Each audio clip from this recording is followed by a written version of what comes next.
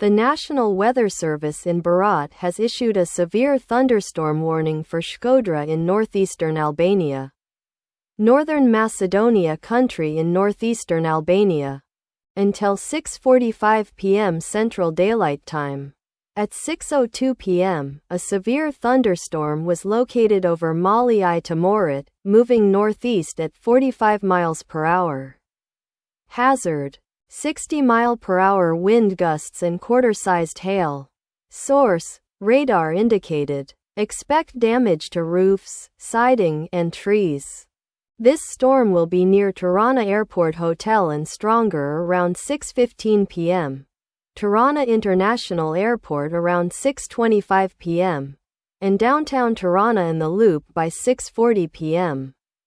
For your protection, move to an interior room on the lowest floor of a building. Large hail and damaging winds are occurring with this storm. Continuous cloud-to-ground lightning is occurring. If you are outdoors, move indoors immediately. Torrential rainfall is occurring with this storm and may lead to flash flooding. Do not drive your vehicle through flooded roadways.